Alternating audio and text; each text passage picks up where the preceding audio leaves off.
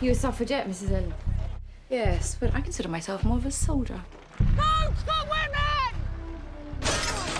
I'd wanted to do a film about the suffragettes for years. Here were a group of women fighting inequality, turning to acts of civil disobedience to achieve it. Vote for women! The thing that amazed me was when actually Sarah Gavron, the director, gave me the material. I just didn't realise how contemporary these women's voices were going to sound and how vivid and relevant their issues were. It was imperative to us that our film speaks to a wide audience, that it isn't just a period film about something that happened in the past. No votes for women, then, sir. No votes. There's always a responsibility in making a film about real events. We did a huge amount of research, and we had lots of historical consultants on board. But in essence, we wanted to tell a personal story. We wanted the audience to connect with a character. Having worked on historical figures, I really didn't want to write a biopic. So it became about finding the story of Maud. You work at the glass house laundry in Bethnal Green, too? Part-time from when I was 7, full-time from when I was 12. We created this composite character in Maud who was drawn from all sorts of different sources and is a fictional character. But we placed her in history and we laced in some of the real characters, Emmeline Pankhurst and Emily Wilding-Davison. We were able to create an arc and tell the story we wanted to tell, which is quite liberating when faced with history. What would the vote mean to you, Mrs. Watts? I never thought we'd get the vote, so I've never thought about what it would mean. What I loved about Maud when I read her is that she starts the story as an unheroic character, that she starts as a very ordinary woman, and one who's had a very difficult life, but one who everyone can relate to. What makes her heroic is her ability to stand up for what she believes in. Action! Violet, I'll come with you tomorrow. Easily. We'd always thought of Carey, as we were working through the process, as our Maud. She's just someone who I think has an incredible ability to inhabit a role. Carey Mulligan is a beautiful, beautiful actress. You read events on Carey Mulligan's face. Had never been in a film that had so many women in it. I was sort of so excited about the idea of doing so many scenes with all these incredible actresses. Casting was really exciting because we had this ensemble of women.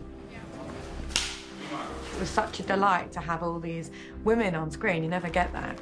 For 50 years, we have laboured peacefully to secure the vote for women. We had Meryl Streep take on this extraordinary role, which you couldn't have asked for a better actress on the planet to play her. We wanted an icon to play an icon. It was like a sort of dream come true. Never surrender. Never give up the fight. I was very honored to be asked to portray this formidable person who was unafraid in a time when women were not leaders to be a leader. I challenge the government to try and stop me. As Mrs. Pankhurst says, it's deeds, not words, that will get us the vote. Helena Bonham Carter, I thought, was a really exciting proposition for the character of Edith. To get to work with Helena was a complete dream. I've been a huge fan of hers forever. Maud, I'm all right. You have to participate. If you want to change the way the world is run. Hey! Really good. I wanted to be somebody who ignites self-confidence. Say, come on, you can actually make up your own destiny. Helena Bonham Carter is a bundle of laughs. She really... Don't worry. I'm perfectly fine. I'm perfectly fine. There's going to be a vigil tonight at Westminster Abbey for Mrs. Pankhurst. She's not going to last. She's constantly trying to make you laugh, and the amount of scenes that we ruined because she had me in a giggling fit, you know, which is also something that you really need when you're doing a film that's this serious. It's in the dark. On Wednesday. This is your moment to come forward and speak up. No one cares, love. Some of us do, Mrs. Coleman. So suck your bleeding cake hole. Anne-Marie Duff was someone who I knew very well from her stage work, and she brings this rawness and authenticity and energy to Violet. Carey and I did a little experiment and went and worked in a laundry in Brixton.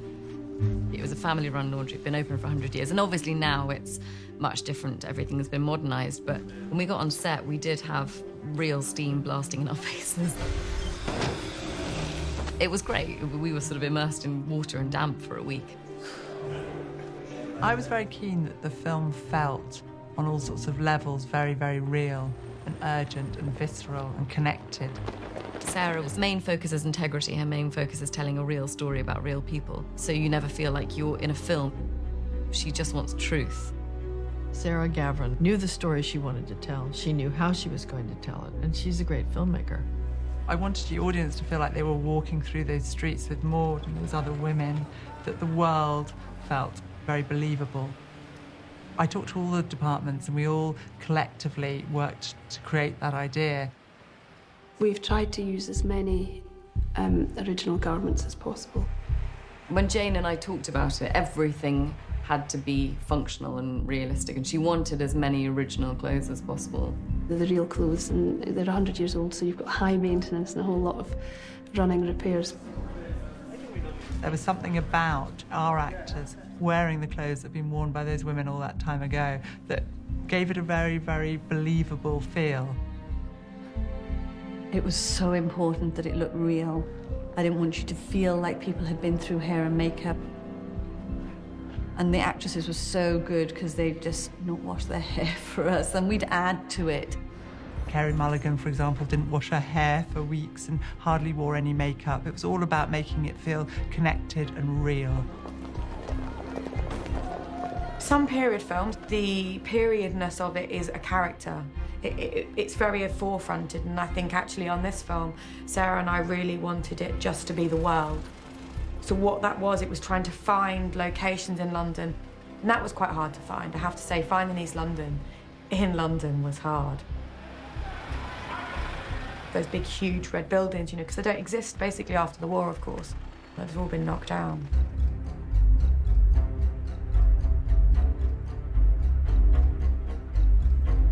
Through VFX, we built it up to make it even bigger.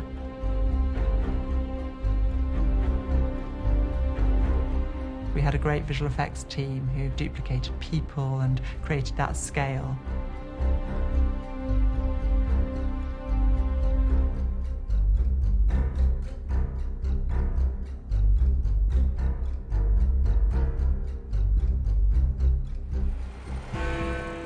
We had these set pieces at the Houses of Parliament in the script, and I approached the location manager and said, we've got to get access to shoot in the Houses of Parliament. And she said, well, no one ever has in the history of, cinema.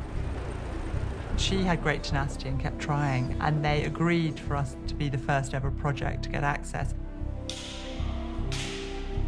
I think it showed the power and the depth and the importance of what this moment in history actually was for the government, and for them to embrace that and to say to the world, this is important to us, so we're going to shoot this for the very first time here.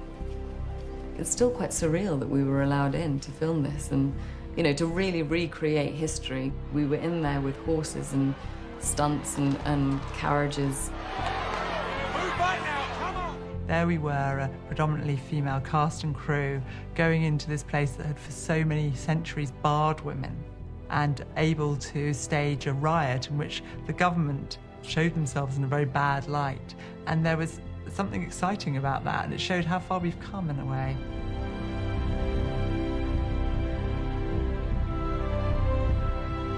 I hope that in watching this film, young women are reminded of how hard fought for the vote was. The changes come slowly in society. And human beings have been one way for 40,000 years, and a lot of it's changed in the last 100. This film isn't about saying, look at this great thing that happened, now we're all good. It's about what's going to happen now. All around the world, there are still women fighting for basic human rights, and the battle still continues.